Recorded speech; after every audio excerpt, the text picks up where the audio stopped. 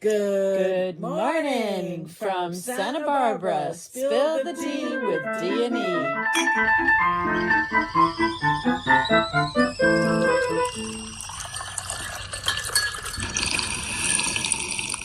Hello there. Good morning. Good morning, Dominique Hackett. How are you? I am really swell. I am drinking some Tulsi rose tea with a little bit of honey. Nice. I'm doing the green tea. I'm still in recovery mode. I'm all better now. Fifth and final little surgery I've had the last 10 months. I'm done. Yay, yay. Perfecto. I'm so happy. Yay, yay. You know, thankful to all of the medical services in Santa Barbara and all the people we've met out of this journey. Mm-hmm. We still keep in contact with some of them. Oh, they're wonderful. Oh, we love people. So welcome back to Spill the Tea with D&E, where we spill the tea on wellness, wisdom, science, spirit, and everything that helps us live healthier, happier lives. What are we going to talk about today? We've got a lot to talk about, and I'm really excited because I want to channel into my inner ChatGPT. That's what I want to do. We are going to talk about about spirit. Talking to our own spirit or higher self. And we're going to bring in some science, some soul, and some self-awareness. I'm looking forward to this. This is going to be a good one. Yeah. You want to have a new word for the day? Lay it on me. Prompt tuition. Okay. Prompt plus intuition. And I'm saying the definition is the art of asking powerful questions that unlock the wisdom that's already inside of us. I like that because oftentimes between like 3 and 5, I just wake up. I don't know why. I just do. And then you get a download, huh? Yeah, well, at first I was like, God, I can't go to sleep. And then you could be cranky about it the next morning when you wake, oh, I didn't sleep. But, now I'm embracing it. And I'm using that as kind of like a meditation time. And, to clear out your thoughts and to ask and talk to your guides and your spirits. And then I found out you had sent me a podcast about monks, and between 3 and 5, that's when they do a lot of their meditation. Yeah, that's so I'm quite like, common. There you go. That's it. All right. So today we're looking at that fascinating question because millions of people are talking to AI every day, right? They're asking questions, they're seeking advice, they're looking for solutions.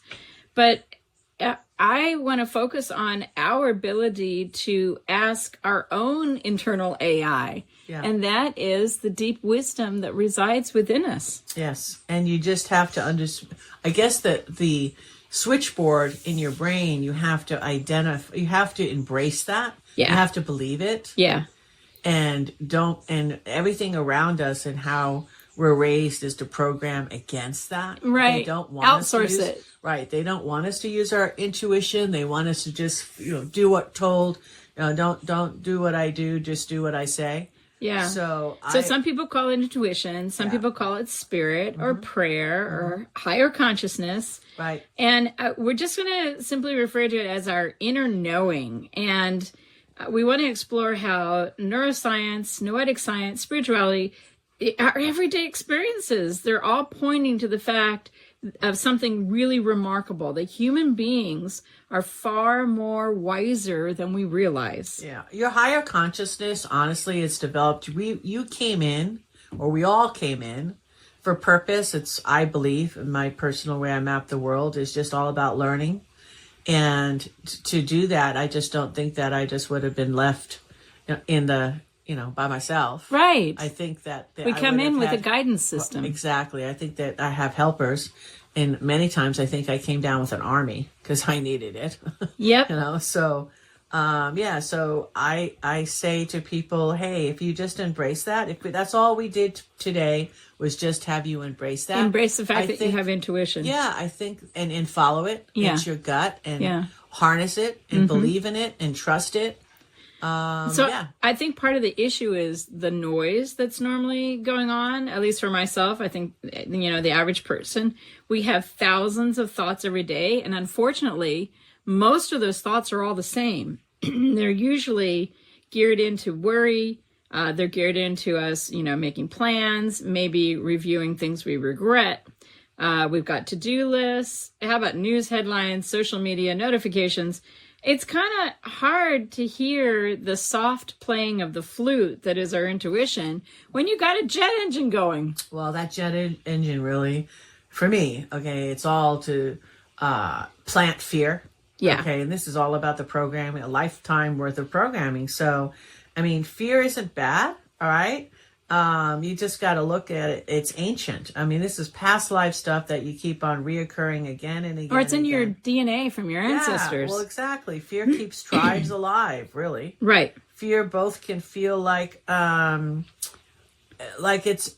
all a bunch of emergencies, but this is just as you're processing it, just understand maybe that's what it is. Yeah, that So- our fear is just another set of data points. It's not necessary, shouldn't necessarily be the loudest sounding data points. Right.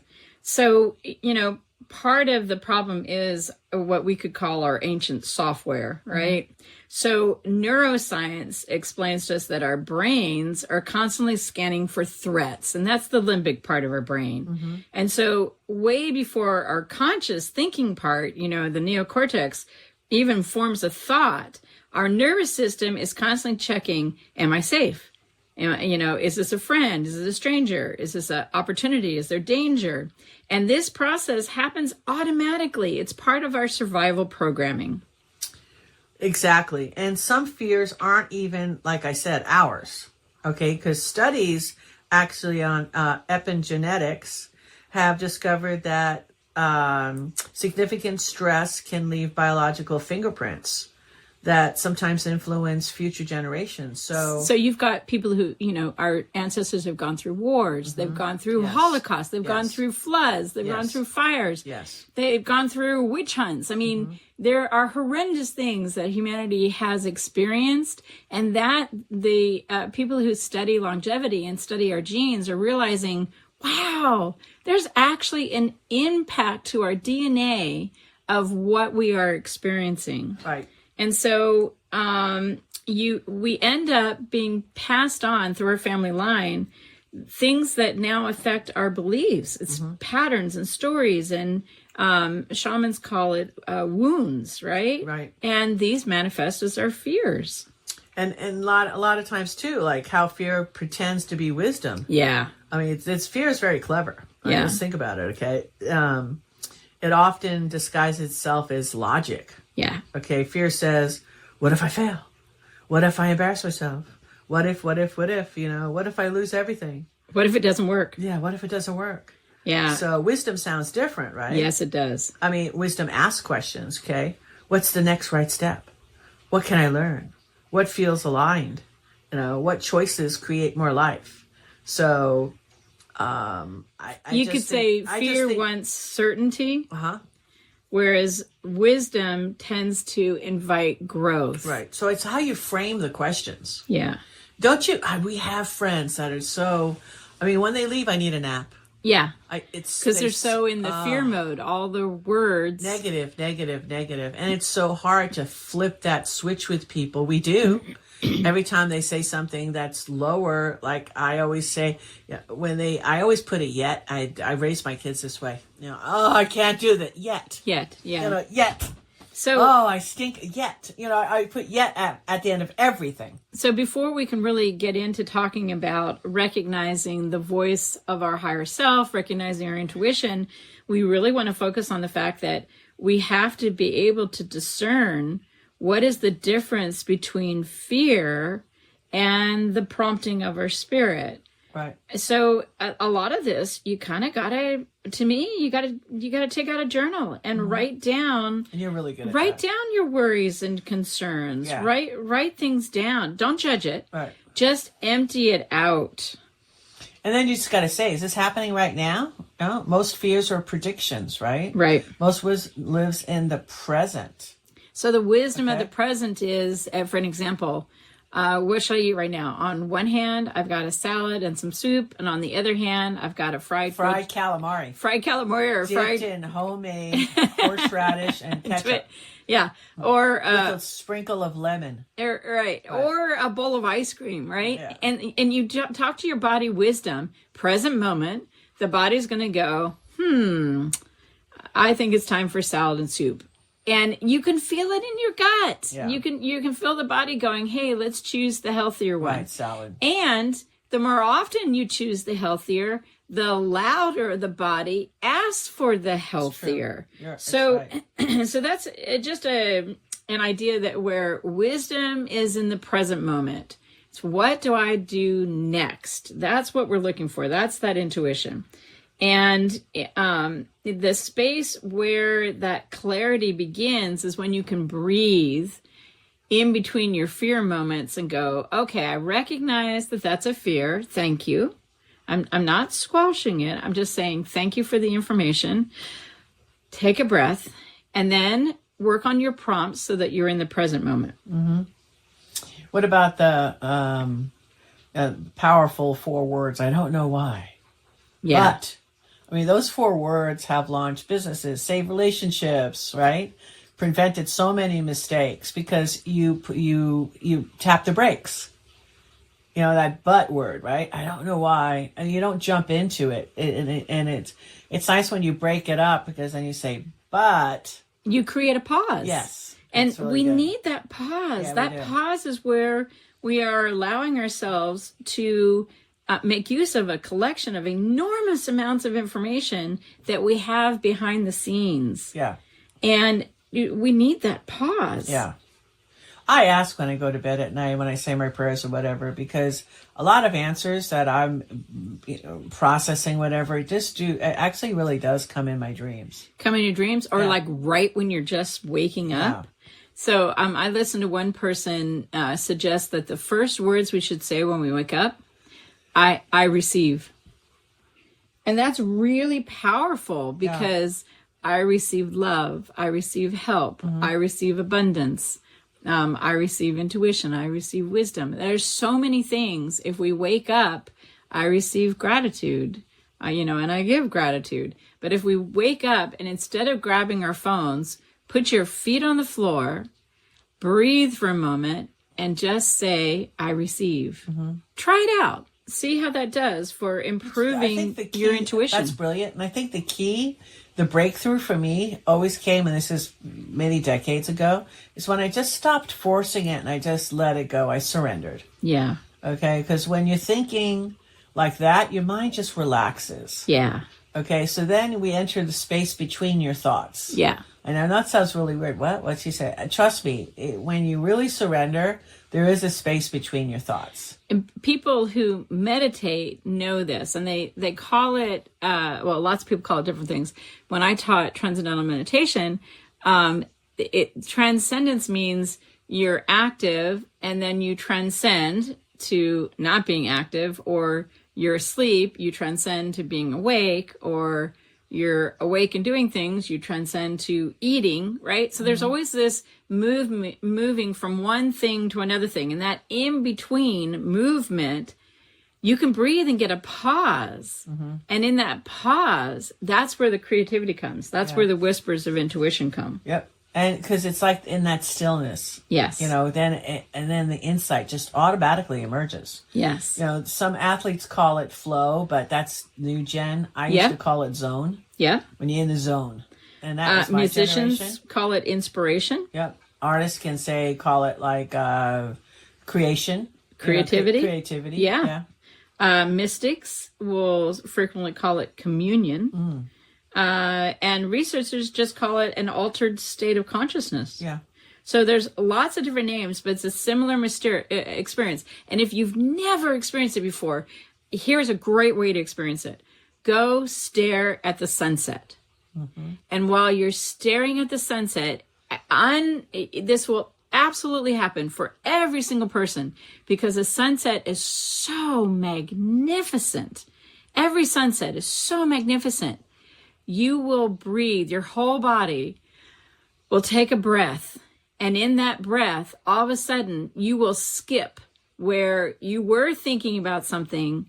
And all of a sudden, you'll drop into that space where you're not thinking about anything for just a brief moment. And then you'll go back to thinking about something. And quite frequently, when you're watching a sunset or a sunrise, you go, wow, where'd the time go?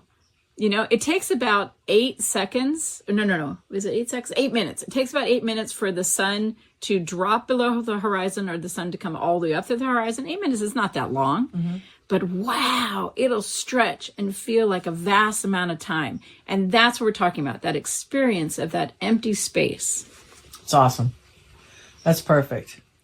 So what we want to do in order to access our own inner ChatGPT is first, you have to kind of prepare yourself that you want to ask the kind of questions that triggers an intuitive response rather than a fear response, right? And so being able to take some slow breaths and... Then you have to listen. Yeah, and that's the important part, the listening part. Maybe you start out just imagining that you're... I like to imagine that I'm sitting under a tree. So I did some work with a shaman practitioner, and I imagine a tree that is a huge tree, and I travel down the trunk of the tree, and then I go to a place that's in my imagination. Like everybody needs to have their own space where they can imagine, and I sit in my space. I won't describe my space because I want everyone to describe their own space, but I do access it through a tree, and the tree is like the symbol of the tree of life, and that's present in like every indigenous culture I can think of has the presence of a tree of life, pretty much in every culture. So it's a symbol that is easily accessible to our minds. If you so like one question would be like, what am I not seeing clearly? Yeah. What's the next right step? Yes. Ask questions like that. And then listen, just relax. Don't worry about, I've got to have the plan right now. No. Just relax because, and listen. It could affect you 4 hours later driving in the car to the grocery store. Yes. Or when you're finding some more squash. And I love the squash that you found today. So thank you very much. Some great squash. Or when you're cooking, for me, it's shower. When I take a shower... Yeah, that's a perfect place. That's the place for me. To have that transcendent moment. I love that shower. That to me, I look forward to a shower because I'm like, okay, like, what are you going to give me? So here's something that everybody could do. Just, once a day, turn your bloody phone off, close your eyes, and just take some slow breaths. I think they call it the 4-6. You can look it up on YouTube. But it's like you breathe in for 4 counts and you breathe out for 6 counts. Then you breathe in for 4 counts and you breathe out. And you do that like 3 times. Wow, that flips your nervous system. It gets you, to stop producing all that cortisol, stress hormone, and gets you to relax. Yeah, no, that's good. And you could start it, and if you stopped it, that's okay. You can start it again, 3 days. This is last thing you do is grade yourself. Yeah. But it's nice when you set some time. Maybe you could set a calendar note on your phone, just a reminder message, something like that, or before you go to bed or when you wake up. Yeah. Whatever that you can, fit into your schedule. Just when you start relax. doing it for like a week, I'm telling you, when I was teaching basically transcendental meditation, you'd think, 20 minutes a day. Wow, that's 40 minutes. I don't have an extra 40 minutes in my day. I'm going 24/7. Believe it or not, taking that pause to meditate increases the amount of time in your day. Productivity. Your it's just amazing. It's just amazing. And the nice thing is we don't need any Wi-Fi. You don't need any batteries. You don't need a subscription or a prescription. Really. We're just quietly waiting for a conversation with ourselves. And it's so weird. People will spend hours training themselves how to, do better prompts for working with AI. Why wouldn't we spend a little time learning how to have better prompts with our own inner ChatGPT? Yeah, it's not about magical answers. It's about hearing the wisdom that has always been there. Yeah. Okay, so that's what I write. Let's do a toast. All right. Here's to, for me, my inner gardener, that I see the weeds and I see the flowers, and I'm allowing for my intuition to tell me what's the next thing, my next step. Oh, that's beautiful. And just to follow that, how about here's to the seeds we cannot see. Ooh. Yay! That's I like beautiful. That. Cheers, Dominique, for all you out there. If you'd like to support us in a deeper way, the best way to do that is sbwellness.com. org. Oh gosh, I did it again. Yes. sbwellness.org. Okay. We'll leave that in. You'll get it right. Don't do the com, do the org. All right. Thank you all. Bye for now.